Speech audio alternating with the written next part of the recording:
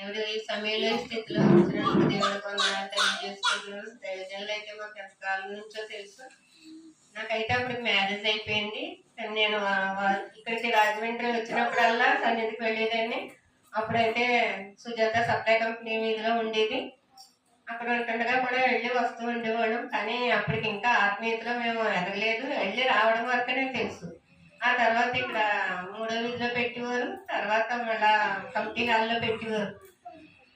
ఆ తర్వాత దేవుడు మార్గం తెరిచి దైవజనులకి స్థలం ఇచ్చారు. అప్పటి నుంచి ఇక్కడ ప్రతి ఒక్కరూ మా వదిన మేమందరం కూడా ఈ సందులోనే నిలబడ్డాము. ఎంతో మంది వచ్చి వెళ్ళిపోయారు. కానీ దేవుడు మమ్మల్ని ఇక్కడ నిలబెట్టుకున్నాడు. కానీ ఎన్నో కష్టాలు నష్టాలు దైవజనులు కోర్చుకున్నారు. అక్కడప్పుడైతే సంఘం కొంతమంది అయితే సంఘాన్ని గుర్చి వెళ్ళిపోయేవారు. అటువంటి నేను స్థితిలో కూడా సంఘం అయిపోయింది. కానీ దేవుడు అయ్యగారికి అన్నంటి ఉండి ఈ స్థితిలో అయ్యగారు నిలబెట్టారు. అయ్యారు అయితే అందరి దైవజనులా కాదు.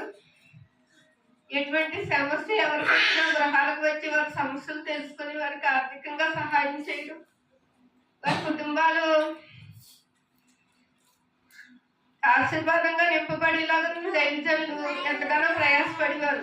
ఎక్కడా నేను ఇలా చూడలేదు. ఎంతో మంది సంఘాలకు వెళ్ళాను, వస్తూ ఉండేదాన్ని. కానీ ఇటువంటి దైవజనులు మేము ఎప్పుడూ చూడలేదని మేము ఎంతగానో అనుకునేవాళ్ళం. అమ్మగారు కూడా ఇంటికి వచ్చి సంఘం గురించి చాలా బాధపడేవారు. బ్లౌజులు కుట్టించుకోవడానికి వచ్చి అమ్మగారు నేను మాట్లాడుకుని చాలా బాధపడేవాను. ఎన్ని కష్ట నష్టాలు ఎదురైనప్పటికీ కూడా దేవుడు ఎంతో మేలు చేసి తలగాట ఉంచుతాను కానీ బాగా ఉంచునన్న రీతిగా దైవజనులు ఈ స్థితిలో ఉంచినందుకు దేవుడికి వందనాలు తెలియజేసుకుంటున్నాను. కానీ ప్రతి ఒక్కరు విడిచి వెళ్ళిపోయినప్పటికీ కూడా దైవజనులు ఎంతో చిన్న వేదన పడ్డారు. కానీ సంఘాన్ని విడిచిపెట్టారు. నాకైతే అదే అనిపించింది.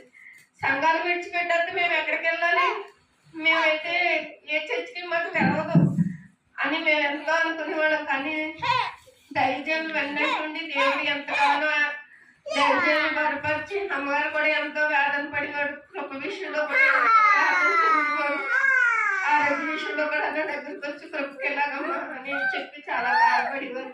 అన్ని విషయాల్లో దైవజనులకు దేవుడే తోడుండి ముందుకు నడిపించి స్థితిలో ఉంచేలా అందుకు బట్టి దేవుడికి వందనాలు తెలియజేసుకున్నాను. చిన్న సాక్ష్యం దేవుడిని